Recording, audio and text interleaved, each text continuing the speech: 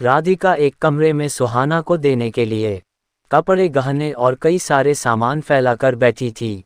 उन्हें समझ ही नहीं आ रहा था बहू के लिए कौन कौन सा सामान और कपड़े सही होंगे। तभी राधिका के कान में आवाज आई, नमस्ते मौसी जी। राधिका ने मुड़कर देखा तो मोना कमरे के दरवाजे के पास खड़ी थी। मोना को देखकर राधिका के चेहरे पर खुशी छा गई। वो बोली, अच्छा हुआ तुम आ गई मोना, मुझे तो कुछ समझ ही नहीं आ रहा। तुम ही बताओ क्या क्या सगुन में बहू को दूँ। मोना ने कहा, अरे मौसी जी, इसमें इतना परेशान होने की क्या बात है, हम बताते हैं। मोना ने कुछ ही समय में साड़ी, सिंगार और गहने एक अलग जगह रखकर बोली, ये लो मौसी जी, ये सब सामान भाभी जी को जरूर पसंद आएगा। राधिका की चिंता भी दूर हो गई। वो खुशी से बोली, मोना तुमने तो मेरी परेशानी ही खत्म कर दी। शादी का दिन भी आ गया। सभी लोग बारात में जाने के लिए तैयार हो रहे थे। मोना अनिता को तैयार कर रही थी। तभी मोहित हाथ में अपनी शेरवानी लिए इधर से उधर बोलते हुए घूम रहा था, कोई मेरी शेरवानी का बटन लगा दो। पता नहीं कैसे निकल गया। सब लोग अपने सजने और काम में बहुत व्यस्त थे, इसलिए सबने यही बोला कि किसी और से करा लो।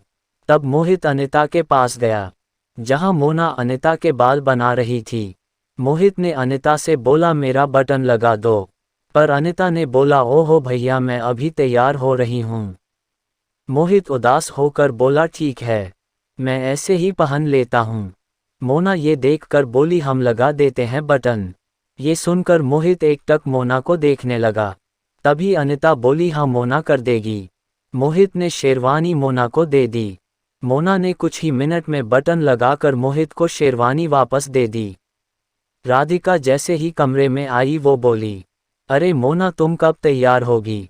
हाँ मौसी जी, बस जा ही रहे थे। मोना जैसे ही तैयार होकर आई, सब लोग देखते ही रह गए। सादगी में रहने वाली मोना ने पहली बार हल्का मेकअप किया था।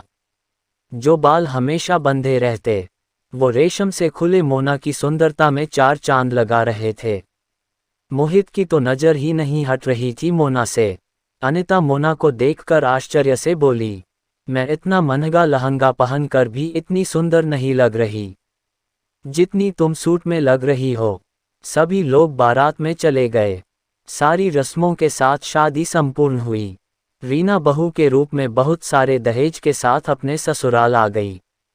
सभी लोगों की आंखें फैल गई इतना सारा दहेज देखकर। महंगी कार, गहने, कपड़े। सभी लोग राधिका और दीपक को इतनी अच्छी बहू मिलने की बधाई दे रहे थे। रीना घर से सभी के लिए कीमती उपहार लेकर आई थी। अनिता भी रीना से मिलकर बहुत खुश हुई।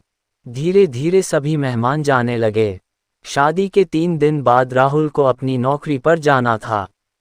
शादी के कारण बहुत छुट्टी ले चुका था। राधिका राहुल के जाने की खबर सुन उसके जाने के लिए सामान रखने लगी। रीना भी अपना सामान बांधने लगी। ये देख राधिका बोली, अरे बेटी, तुम क्यों सामान बांध रही हो।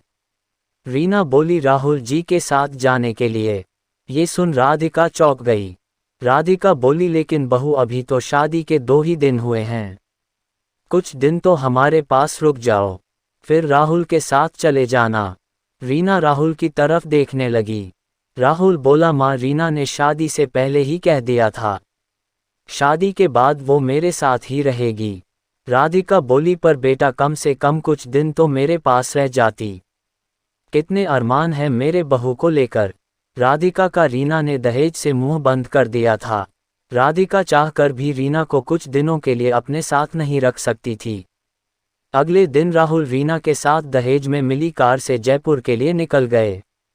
राधिका उदास हो गई, पर उनकी उदासी की ना तो राहुल को परवाह थी, ना ही रीना को। राधिका मन ही मन बोली, अब तो मुझे बहू से कोई उम्मीद ही नहीं रही।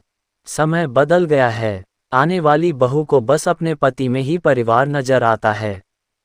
सास और ससुर से कोई मतलब ही नहीं। अब वो जमाना गया जहां बहू सास की सेवा करती थी। आजकल तो बहू अपने बहू होने का दायित्व निभाए बिना ही सास में कमी निकाल देती हैं कि वो मुझे अपनी बेटी की तरह नहीं समझती। करीब 2 साल ऐसे ही बीत गए।